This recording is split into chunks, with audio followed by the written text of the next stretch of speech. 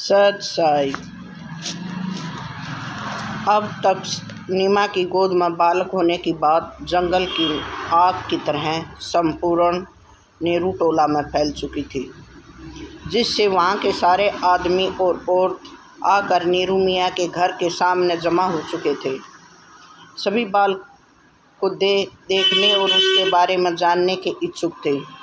नीरू मियाँ के रिश्ते में चाचा लगने वाले मजहर अली ने नीरू से बालक के बारे में सच्चाई बताने को कहा तो नीरू ने बालक के तालाब में मिलने की सारी कहानी बता दी, जिसे सुनकर कुछ लोगों ने उनकी बात पर यकीन कर लिया और कुछ अविश्वास जाहिर करके ये कहते हुए वहाँ से चले गए कि आदमी का बच्चा है, मेंढक या मछली का बच्चा नहीं है जिसे तालाब के पानी से उठा लाए हैं। नीरू मियाँ झूठ बोल रहे हैं, बालक का रहस्य कुछ और ही है। सारा दिन इसी तरह की बातों में निकल गया। रात में नीरू और नीमा को बालक के खाने पीने की सुध आई और नीरू मियाँ ने पड़ोस से दूध मंगवा कर बच्चे को पिलाना चाहा, मगर बालक ने दूध नहीं पिया। नीमा सदुग्धा औरत नहीं थी, इसलिए पड़ोस की एक सदुग्धा औरत को विनती करके बुलाया गया कि शायद बालक सतनों से दूध पान कर ले, मगर लाख कोशिश करने के बाद भी बालक ने दूध नहीं पिया और सारी रात ऐसे ही व्यतीत हो गई। बालक के दूध न होने से नीरू और नीमा दोनों चिंता करने लगे कि अगर बालक कुछ खाएगा पिएगा नहीं तो जीवित कैसे रहेगा। उन्होंने बालक के उपचार हेतु ओझा वैद्य हकीमों को बुलवाया।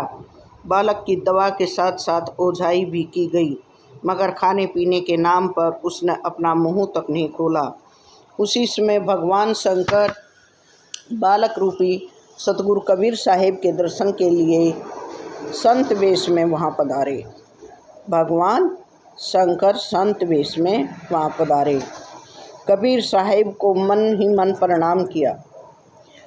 तभी बालक के मुख से आवाज़ सुनाई पड़ी कि बिन ब्याही बछिया लाई जाए, वे उसी बछिया का दूध पिएंगे। संत रूपी भोलेनाथ शंकर ने भी यही कहा तो नीरू मियाँ ने बिन ब्याही एक बछिया मंगवाई। सतगुरु कबीर साहिब की नज़र पड़ते ही क्षण भर में बछिया के सतनों से दूध भर आया। जब नीरू ने मिट्टी के कोरे पात्र कुल्हड़ में बछिया का दूध दुआ और कबीर साहिब ने उसी दूध का पान किया। इस घटना को देखकर सभी विस्मित हो गए। परम संत गरीबदास जी ने इस संपूर्ण घटना का वर्णन अपनी वाणी में निम्न प्रकार से किया गया है। गरीब गोद लिया मुख चूमी, कर हेम रूप झलकंत, जगर मगर काया करे, दम के पदम अनंत।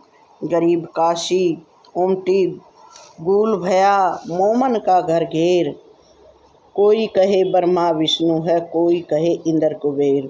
गरीब कोई कहे वरुण धर्म राय है, कोई कहते ईश, 16 कला सुभान गति, कोई कहे जगदीश।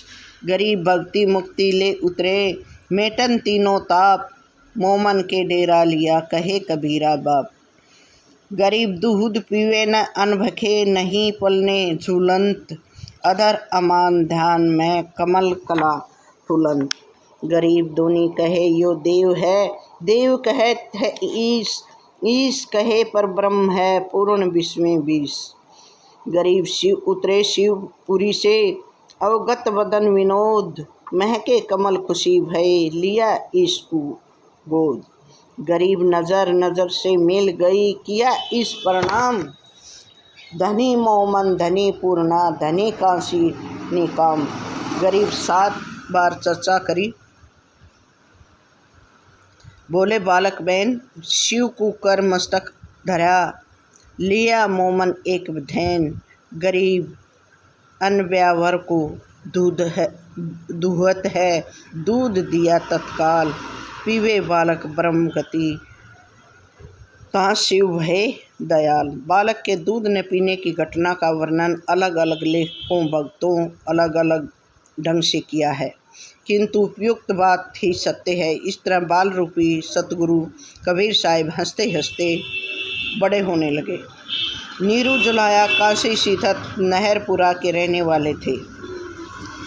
वही स्थान आज कबीर चौरा प्रखंड कबीर मठ से जुड़ा हुआ नीरू टीला के नाम से जाना जाता है।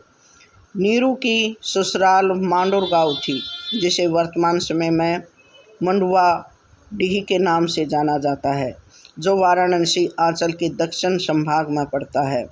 मंडुआ डीह ग्राम में आज भी एक कोरी जाति के लोगों का टोला है।